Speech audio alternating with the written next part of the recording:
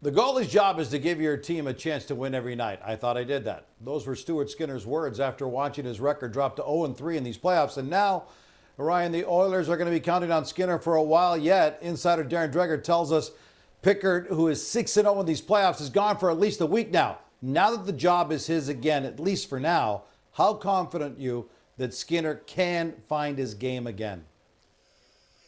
It's a great question. It's a fair question. I mean, 0-3 is 0-3, right? I would suggest that those first two losses of the playoffs, the Oilers played a couple of their worst games of the playoffs as well. So maybe a bit of correlation there, Gino. But bottom line, Stuart Skinner hasn't been good enough. You know that. We've talked about it lots on these hits. And he needs to find another level. And I found that interesting, right? A goalie's job is to give your team a chance to win. And I thought I did that. You know, there was a time when Stuart Skinner would stand there and say, I got to make another save. Bottom line, I got to make another save, right? And I still think that is the case. He's playing the game in a way right now where he does need to make another save, right? He hasn't been good enough. So he's going to have to find it, right? He's done it before. He was excellent at times last year in the playoffs, got him a Game 7 of a Cup final. He's shown he can do it, but Gino, he's been down all year.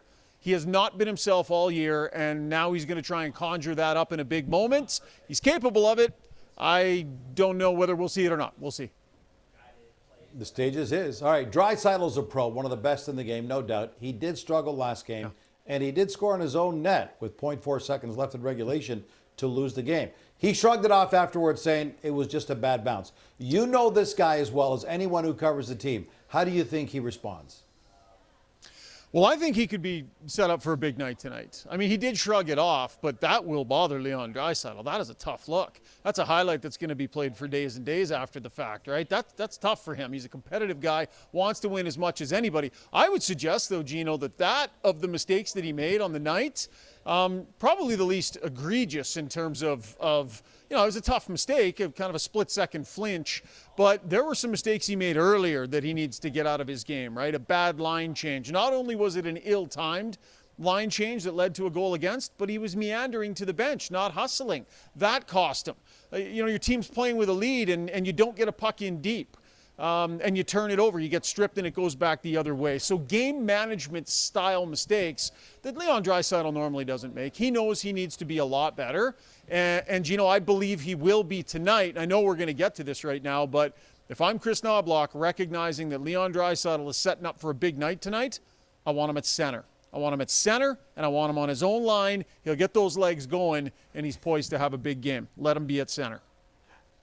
All right, let's get to it. Knobloch indeed did hint at one or two lineup changes for tonight, maybe changing the lines as well. He wouldn't be specific. What are your insights on what he's thinking, Ryan? Yeah, so we watched lines at practice today, and they started rolling lines. They had like Janmark up in the top six, and things all mixed about, and we were looking at each other like, and I said to Chris Knobloch, how much should we read into these lines? And he said, well, you can read into them if you want, just don't write about them. In other words, he knows, right? And Chris Knobloch has shown a willingness to do this. For the most part, he'll show you what his lines and pairings are going to be. This year in the playoffs, Gino, a couple of times now, he's kind of made an effort to hide them, and I think that's what he's doing tonight. I believe we will see McDavid and Draisaitl on separate lines. That's what my gut tells me. But we'll see them together out of penalty kills. We'll see them together in big moments. They're always going to find their way back to one another unless the Oilers have a 2 or 3 goal lead, Gino. So I think it's the right thing to do now. They've been playing together every single night, but it reaches a point where it starts to, stale isn't the right word, but where you feel like, okay, something needs to change, and I think that happens tonight. All right, let's get to McDavid. It's true, he's the playoff second leading scorer in points. But Rishaug, he's 27th in goals. He's 5th on the Oilers alone. Almost 40-year-old Corey Perry, Connor Brown have got more goals than his 3. Okay, so is that a run of bad puck luck, great D by Vegas, or what do you think's going on? Yeah, I mean, what's he got, 16 points in 9 games? Is that where he's at? 16 points in 9 games? It's not like he was out of this world. Right. I mean, the team won 6 games in a row, Gino. Like, they rattled off 6 consecutive wins. Now, they lost one here. It's not like the sky is falling.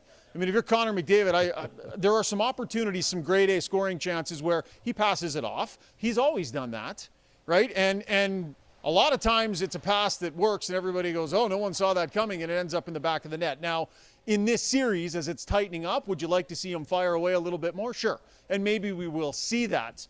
But I don't know, if you want to press some sort of button about panic about McDavid and goals. I mean, 16 points in 9 games, and the team won 6 games in a row. They were close to going to overtime the last time. I would say there's some other things higher on the list for me for them to be stressed out about.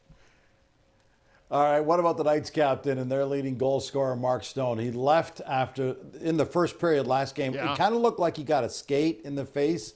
Is he okay? Is he playing tonight? Yeah, it's weird. I've never, you're trying to figure out, is it his wrist or is it his jaw? It was kind of hard to figure out exactly what went on there. Wasn't on the ice yesterday. He did take full part in skate today, Gino, and I thought he looked good. He was buzzing around. He was skating on the top line next to Jack Eichel. And one of the real tells when guys get on the ice to test it out at morning skate, what do they do with their special teams? Because, you know, if a guy is doubtful to play, chances are they'll let whoever is going to be on the power play practice in his spot. If he's likely to be in, he'll practice in that spot. So Mark Stone practicing down low with the top power play unit like he always is. I didn't see any signs that he looked slow or sluggish or anything like that. Bruce Cassidy basically said, we'll see how he reacts. So if something this afternoon doesn't feel great, maybe there's an outside chance he comes out. But it's playoff time. Based on what I saw today, I think Stone will be in there. All right, Shocker, thanks for setting the stage, my friend. Enjoy the game. We look forward to your post-game comments to see how you react to what happens in tonight's game. All right, and one thing that's a guarantee, Gino, we'll talk goaltending tomorrow. Either way, my friend, either way.